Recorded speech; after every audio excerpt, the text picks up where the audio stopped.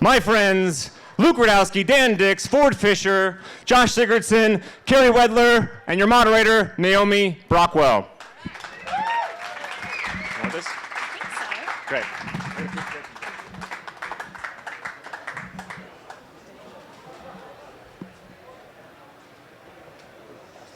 We are missing we're missing a Luke. Thank you for being here. This panel is about media. So we are talking about the democratization of media. We are talking about the changing landscape. We're talking about the shift from media being a mouthpiece for the state, and perhaps not that that this has changed in any way, but perhaps they have a new bag of tricks now. So we'll be talking about that, what that looks like. Welcome, Luke, to the stage. So once more, I will introduce all of our wonderful panelists here. We have Josh Sigurdson from World Alternative Media, Luke Rudkowski, We Are Change, Dan Dix, Press for Truth, Ford Fischer, News to Share, and Carey Wedler of Carey Wedler. Welcome, guys. It's super awesome to have you here. So you guys all spearhead pretty controversial platforms. And these are platforms that share opinions that are outside of the mainstream, and they're ideas that a lot of people don't get a lot of exposure to.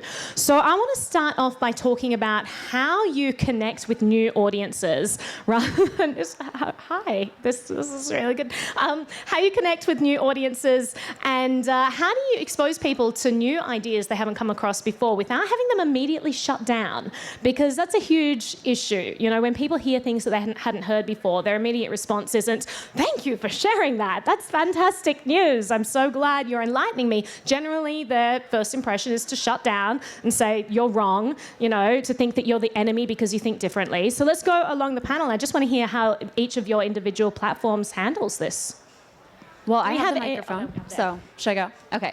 So I'm Carey Wedler of Carey Wedler, just to clarify, because I was editor-in-chief of the antimedia.org, but we were caught up in the October purges, so we currently don't publish new content. But with the anti-media, the way that I love to do that really was just reporting the facts, and obviously we were reporting from angles that we found to be relevant, like, hey, people are dying in the Middle East, hey, these things are being horribly misallocated, these funds.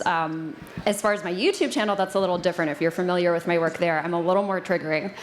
And that's been something I've actually actively tried to tone down. If you watch my earlier videos, I was very sassy and often condescending. And there wasn't room for that writing for the anti-media because I really wanted to make it a more professional news organization. So I guess that's where I was drawing the line between journalism and maybe punditry. I feel like that has a negative connotation, but I take the freedom on my YouTube channel to be a little more open, trying to soften the tone, but I still love the journalism aspect, really just giving people the information. And with that, I'm going to give it to Ford because I know he has good things to say about that. So I have sort of a different approach. For me, I believe that from truth comes reason, and from reason comes liberty. And so in order to achieve a freer world, we need to start at basically truth. When you turn on the cable news, when you turn on CNN, for example, there's some kind of situation. They show you maybe 90 seconds of it cut down.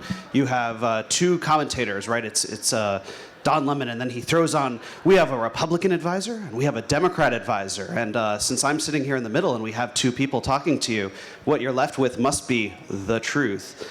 I disagree, right? I think that there's many different things out there. It's not as simple as left and right. And just showing you two available opinions is not how you get to truth. So for me, my approach is that I live stream situations beginning to end, mostly pertaining to political street activism, and I cut that down into raw footage so that people can sort of watch summaries of it, but they can see the entire context of absolutely everything that I filmed in a given situation. And my belief is that that causes you to have truth and accountability. And when you start with that, you have a world more guided by truth, and then you can, from that, get reason and liberty. With Press for Truth, my approach has been essentially to cast out a huge net of seeds, just plant as many seeds as possible, and hopefully some of those will start to sprout.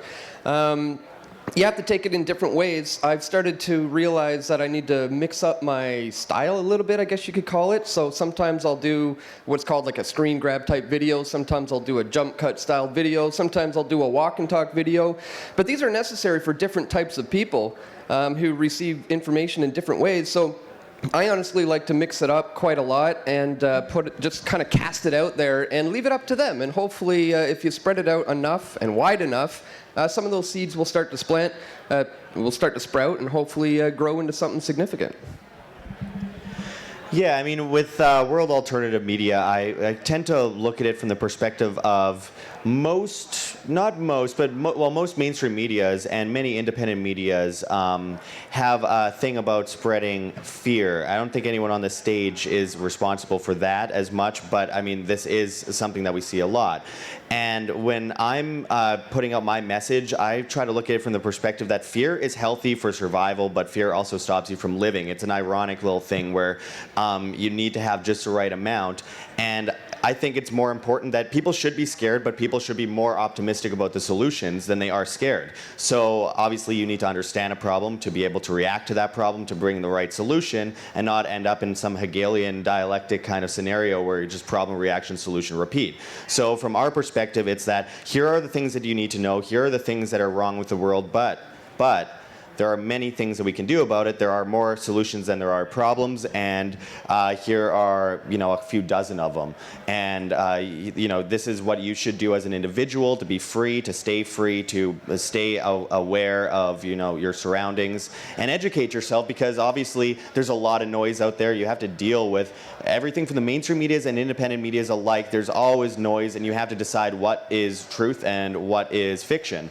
And it takes a lot of work, and I always try to get people to, benefit themselves, be the media, and watch everyone, and take opinions from all the sides, and try to turn it into their, own, reality. Don't look at anything and just take it for granted. Do whatever you can to enlighten yourself, and step out of your comfort zone. Find ways to make yourself uncomfortable and look for things that you might disagree with, because they might completely change your entire life. And I think that's something that most of us on this stage have done at some point, gone into a realm of lack of comfort in order to benefit the truth and our future messages. Yeah, it's not comfortable to live stream, but we're still live streaming here on wearechange.org in your face, because we're engaging with people. And most importantly, what we're doing is we're taking every opportunity to reach people, to talk to them, and be genuine. I think the importance of just being honest and truthful, even if it's not convenient for you, is so key, but it's so missing. And the other part is having fun. If you're not having fun, what the hell are you doing? It's contagious, and it's the only way to really do things. And if you're taking yourself seriously and saying, I don't like this, or I don't like, people are not going to want to listen to that message.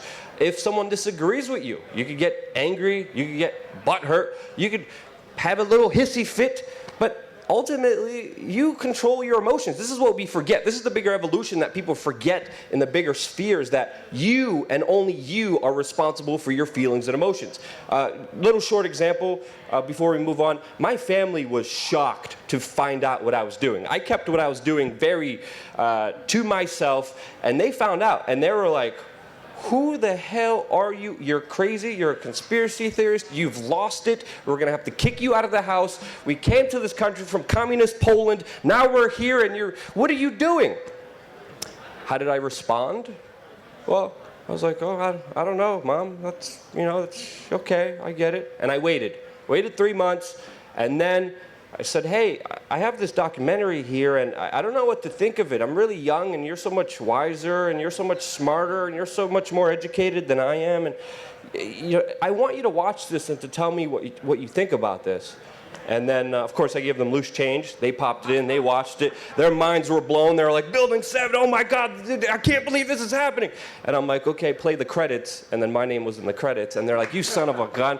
And then, bam, automatically now they're just fearful that I'm going to die any day because of the crazy stuff I do. But at least they're on my side, and they're helpful, and they're part of the journey with me now. And that's the approach we should all have. Sorry for ranting too long. Go ahead.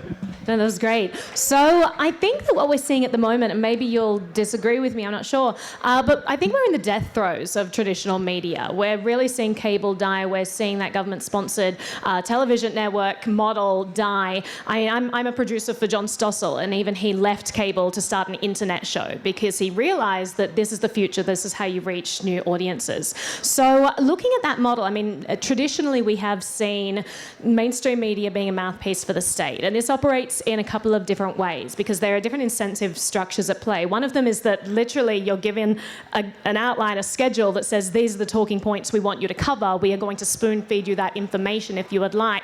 So on the one hand, you've got journalists in a very high-paced field saying we got a deadline in 30 minutes and we've got this information hand-fed to us. Do we want to take that or go and do our own research and put something? So on the one side of things, you've got something that's very easy just to regurgitate. And on the other side of things, you actually lose access as a journalist if you don't follow the guidelines outlined by the White House.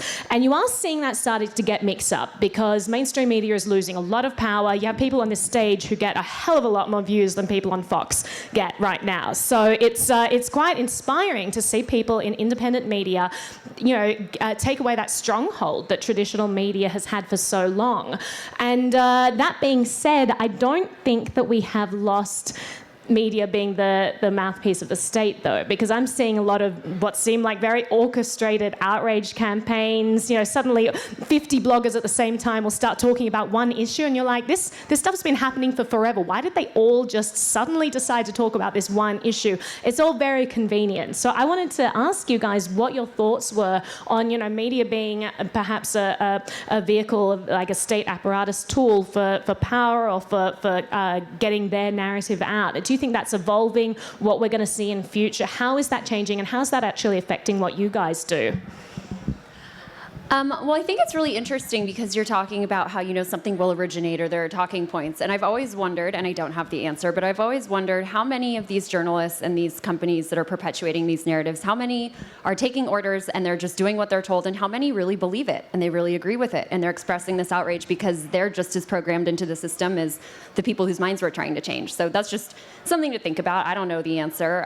But if you look at the history of the influence of government on media, it's very clear. The CIA was doing this in the 50s. I'm not, this isn't just crackpot stuff. This is very well documented. Even the CIA has admitted it, I think. I would have to fact check that one for sure. They admit a lot of stuff. I'm not sure if they've admitted that one. But if they did, it's like, well, we don't do that anymore. But who am I to say if they do or they don't? But we literally get schedules from the White House of their talking points. So it's not even covert. Exactly. Yeah. They're not telling their audiences that. There's no disclaimer like, hey, we were told to say this and to talk about this. Yeah. But something that has always heartened me, especially when I was writing for Anti-Media, is we would look at these surveys of people's trust in mainstream media.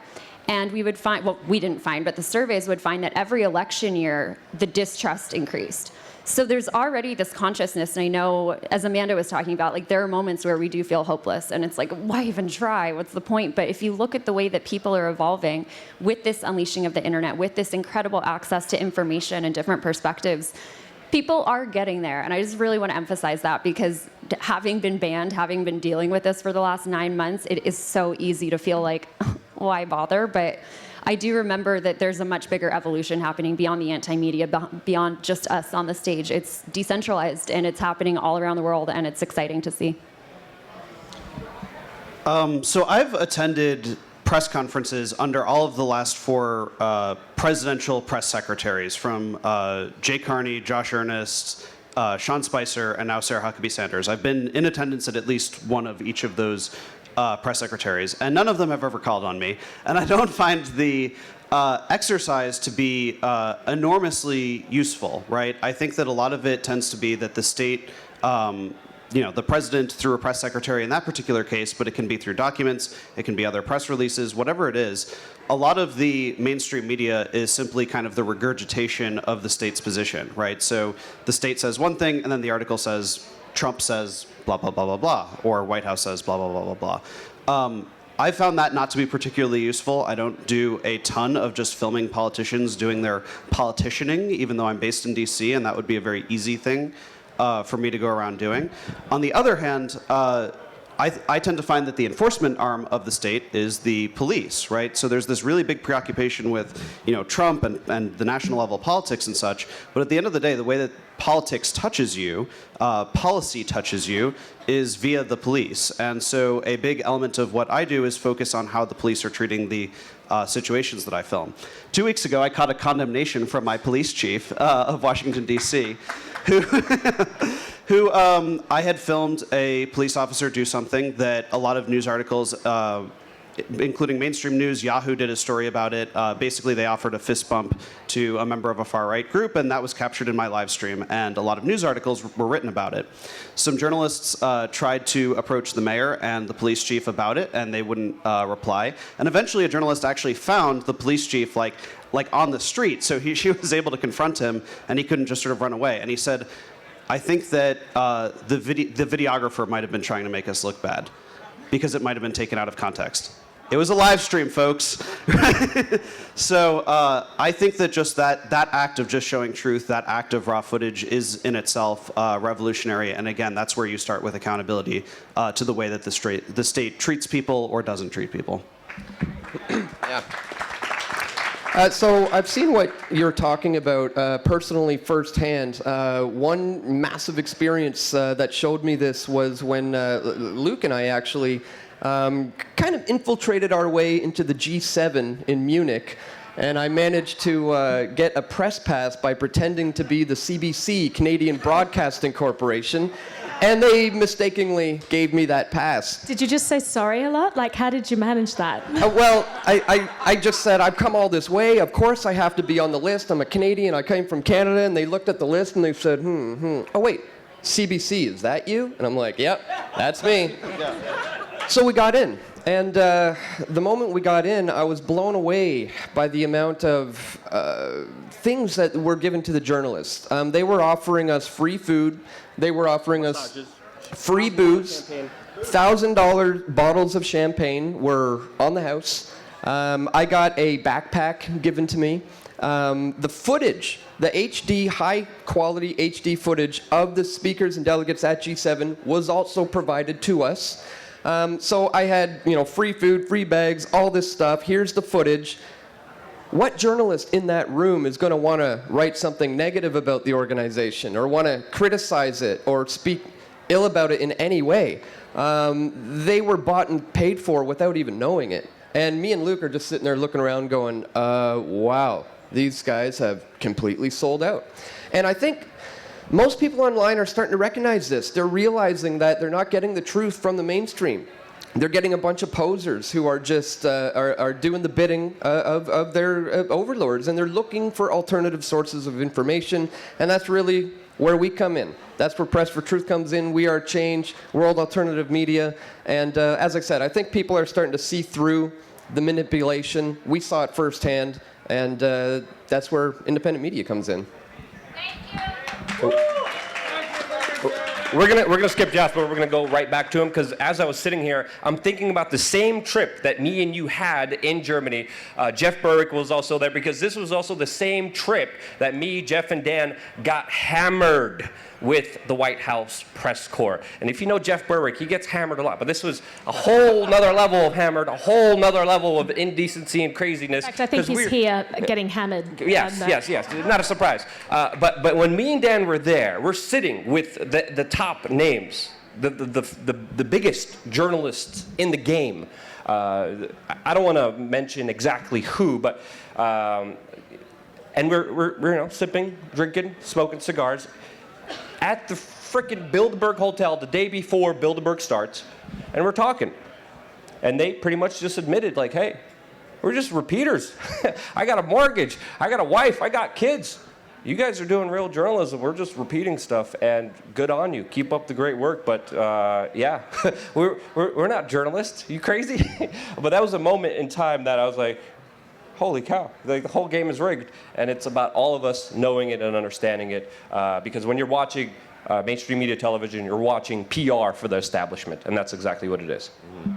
And I had seen a lot of this personally as well. Just coming from Canada, they're more out in the open about their control of the media. It's happening obviously in the United States to a great extent, but in Canada they're just basically out in the open about it in a lot of ways. Like, for example, I remember confronting Trudeau a couple years ago, and the reason I confronted him was because I went to a press conference and his media people came up to me and said I could ask one of 5 questions. One of 5 questions, I have my own question. I stupidly went along with it. I'm just like, I'll stand at the side of the room, and I ended up having to shout. But anyway, the next day, of course, the media has misrepresented what happened, claimed I was swearing at him in front of children. There were no children around. But that didn't stop every single media, the Associated Press, CBC, Huffington Post, Fox News, CNN, everyone, from copying and pasting the same written article without doing any research. I got one call from one small town newspaper after that, being the #1 trend on Twitter that day. One call. Everyone else just shared the same article, copied and pasted over and over again. But I mean, to a greater extent, that's not just an issue of one party or another. Obviously, as we know here, this is about, of course, the media is always going to be kind of a mouthpiece for the state, because the media basically supports the idea of the state. So one way or another, whether it's left or right, whether it's center, wherever it is on the collectivist paradigm, they will always support that message. It doesn't matter. So you have a Fox News, you have a CNN. They're both playing people against each other. They're both having, they're part of the bread and circuses, and they're getting people to fight over, which form of poison people should take collectively, which kind of Kool-Aid people should drink. And it gets to this point where you have to step in as an individual and try to break that up, even if it makes you unpopular, because if no one else does it, who will? So I think that there has been a pretty interesting change of the guard over the years.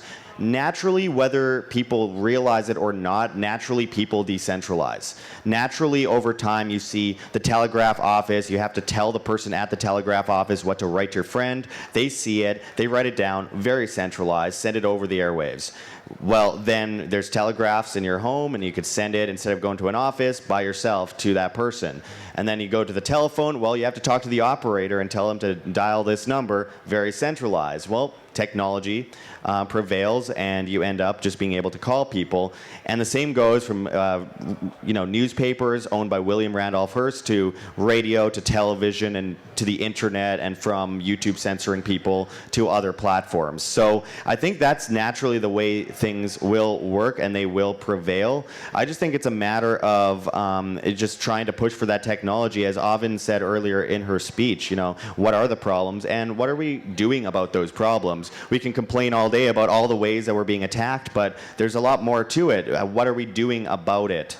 And not allowing that fear to get to us, not allowing them to cause us to self-censor, etc. So I think that's very important, because one way or another, the media will control the narrative. When was the last time you heard about the Vegas shooting? 5 days after the Vegas shooting, they stopped talking about it on television completely. Biggest mass shooting in American history, other than like Wounded Knee or something like that, which they don't talk about. But, let's just stop talking about it after 5 days. What about North Korea, and then Iran, and then Syria, and whatever they throw in your face? Julian Assange, when was the last time you heard about him? When was the last time you saw one story? The media knows they can control the narrative because they have so much to throw in our face that we forget what they said, and they forget how they manipulated us 5 days after they've done it.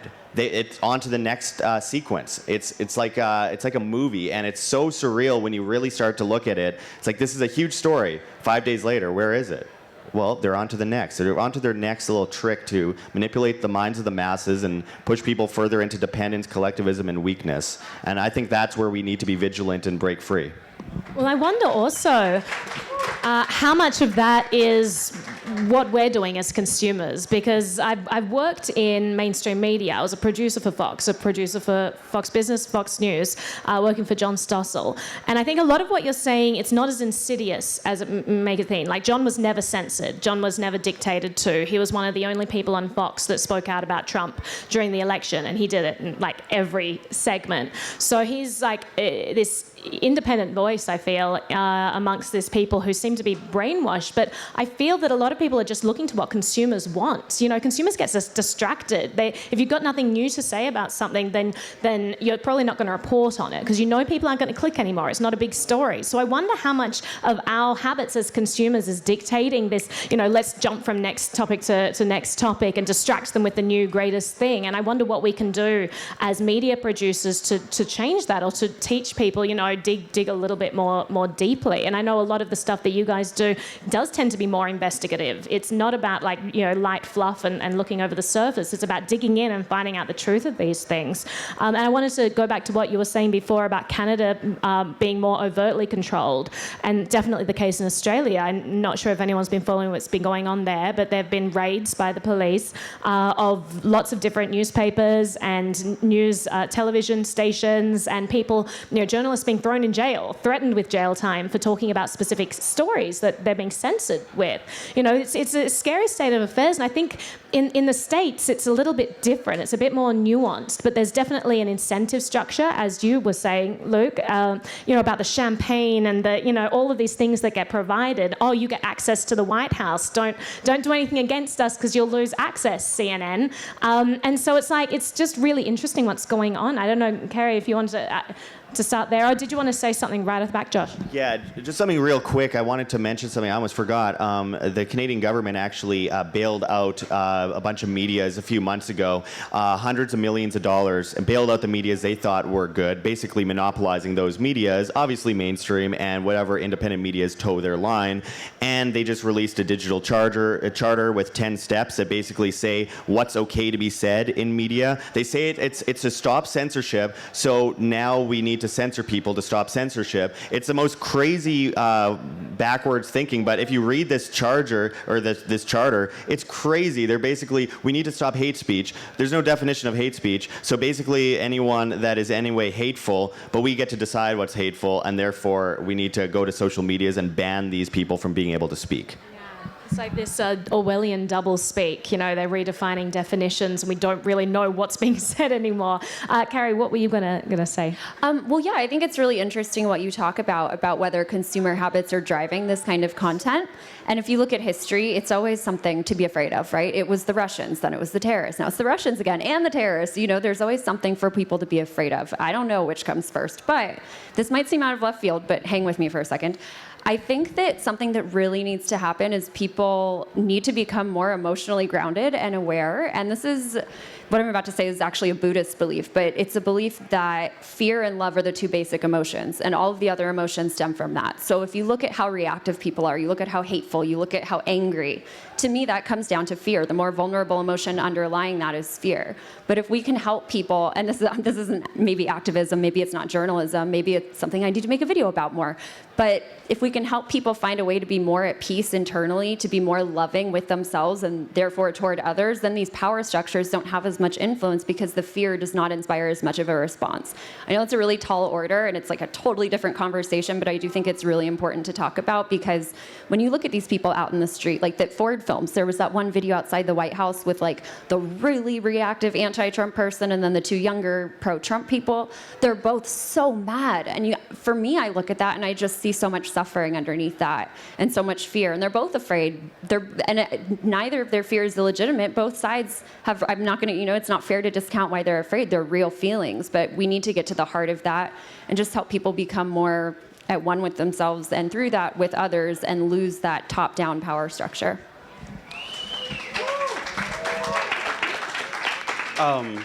Very much to that same end. I film all kinds of activism, but I end up getting a lot more audience on the stuff that includes violence, sort of unfortunately, perhaps. So much so that, when I cover a protest and it's just beginning to end and it's peaceful and someone's talking about, we need to end the wars abroad and they're just talking about it, or even civil disobedience where people are arrested for protesting kind of in the wrong place, but they're not doing violence. That kind of stuff doesn't get as much attention as when I'm filming kind of the left and the right battling it out on the streets. And so there has been one time that I've been invited onto Fox News to speak on air. And I actually interned there for one semester working on a special report with Bret Baier. But the one time I was invited to speak on air well after I worked at Fox was after filming basically Antifa breaking windows at Berkeley. There was violence, and they had sort of briefly threatened me, and so Fox wanted to have me on to sort of talk about that. And while I was on there, they asked, why do you do this? Why do you go out there and film these situations? And what I explained is, people are really focused in the mainstream media on the broken windows, the blood, the punching, and that's what they cut it all down into. And so I said to them, this is awesome that you have me here on Fox, but this is only going to be a few minute segment. And I was out there for like 2.5 hours. And so there's a lot of conversation. And for people to actually understand and dissect the problems that we're having, and if they consider it a goal to alleviate that violence, alleviate that tension that in large part leads to authoritarianism, then they need to actually look at the conversations that are happening. Why are these people punching each other? What do they believe? And the media largely doesn't want to actually talk to people. They don't want to show what people are actually saying. They just want to say, look, the left and the right are punching each other, and it's violent, and it's because of Trump, right? And they make it be very, very simple. And I think that narrative is sort of a self-fulfilling prophecy. I think that they create greater division by only showing those things. So I just wanted to touch on what Josh was saying about how bad it is in Canada in regards to this. Just last week, Donald Trump, I think it was about a week ago, was tweeting about those 4 Democratic congresswomen, and people were accusing him of being racist for that. And Justin Trudeau decided to chime in and say, that's not how we do things in Canada. A Canadian is a Canadian is a Canadian. Virtue signaling. The next day, or that day, the #1 trend on Twitter was Trudeau must go. And, that's people upset with him virtue signaling over this thing. Fast forward a few days later, now they're trying to say that's all inauthentic, and those were bots that created that hashtag. Trying to control the narrative, essentially, and they're not defining. Here's the problem. They never do define what is hateful or so-called harmful content that anyone produces or says or tweets. For example, when I was demonetized my channel just last month, completely cut off. They did not say they said I'm producing harmful or hateful content without telling me what videos I produce are harmful or hateful. However, in the same day, they removed one video in particular where I was exposing pedophiles, and I was exposing transgender activists who are abusive to children. That's the video that they decided to remove, hinting to me that that's what they think I'm producing, that is so-called, quote, hateful or harmful content. So I think that's a problem. There is no way to define hate speech. It's a blurry line that they are drawing the line, and yeah, that's the problem moving forward. And I'm not going to remonetize my channel because I see it as a trap. I think they're going to potentially try to shut me down if I don't take down certain videos that they think I should have recognized that I'm being hateful or harmful in. So I see it as a bit of a trap right now. So I'm going to focus on other platforms. I just want to build things that's going to make them obsolete. Move on to things like Float being launched, I believe, today. Check out Float. Yeah, I mean, that's what we need to do moving forward, is to just migrate onto these newer, better platforms and let the free market decide, and hopefully they'll just move away from these old systems, and we'll move into the new. Yeah. Yeah, and to Naomi's point earlier, fear certainly sells. I think it is a part of the market demand of that you'll hear stories go through crazy cycles and be kind of gone to the wind the second a new one comes out. And to be fair, John Stossel only told me that ABC News kind of told them what to do, and Fox News didn't. So to be fair about that, I should point that out. But with that said, I mean, there's a huge issue with censorship today, but what are we doing about it? I mean, one thing that I noticed from the vast public, and I'm not trying to be mean, is that there is a disconnect with information, that people that have a hard time figuring out what's real, what's not, mostly because of identity politics, I think, to a great extent. extent, where regardless of the problems with collectivism in general, there's an even worse problem with people who don't have opinions. They don't have opinions, and to what Ford was saying earlier, that you see these Antifa clashes and what sells. Well, most of those people, why are they out there? Why are they fighting each other? I'm not going to diagnose all of it, but I will say that a lot of it, from people I talk to, is just them literally repeating a talking point they heard once, and they're like, I'm supposed to be angry about this, so I'm going to go out and take part in this, what I consider to be the bread and circuses. And you end up with people like, for example, Justin Amash. He leaves the Republican Party, and Donald Trump says he's dumb and disloyal. And then I put up a video kind of defending Amash, not as a politician, but as the idea of breaking free from a cult. And what is the number one comment I see?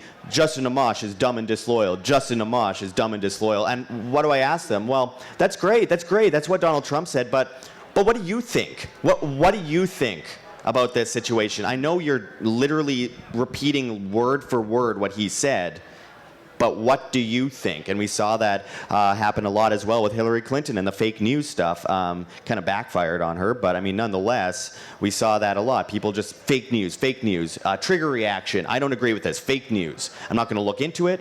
It's just fake. And that's how I feel comfortable. I feel comfortable in my slumber, and I won't look any further into it.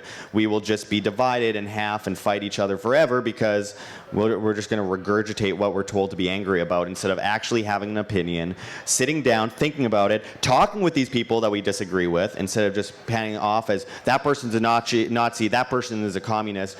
No, all you guys are collectivists. I think you guys should just talk to each other and have this kind of conversation and stop regurgitating identity politics over and over again, because that's not healthy. Most of us in this room realize this. Most people out there do not. And how do we cater to those people? How do we cater to the people that are on the outside of this building? Well, we have to develop in a way that they don't suspect what we're doing. I mean, they need to unwittingly adopt the future platforms, the things that replace the centralized platforms that we're on today. So we have run out of time here, but I was just wondering, sorry to cut you off there. We got the signal. If you just wanted to give like a quick 30-second. I disagree with everyone. Perception is key. They manipulate perception, and it's all about waking us up. People aren't dumb, stupid, and angry as you think they are. What you believe is what becomes truth. Believe in something good, not in some bullcrap. That's it. Lovely. I love the takeaway from this panel, talking about dialogue, talking about engaging in that dialogue, actually having conversations, not supporting platforms that filter and censor people's points of view, supporting places like Float, you mentioned, fantastic platform. Also demonetization, you also mentioned, that's a huge possible problem. That's how payment providers control the narrative as well. So I know that Float just acquired Bitbacker, a great platform for people to monetize their content using cryptocurrencies. So look into these, support the platforms that support free speech, and start dialogues with people, because it's not a good society if everyone's so polarized and not even having discussions. But thank you all so much, and thank you to the panelists.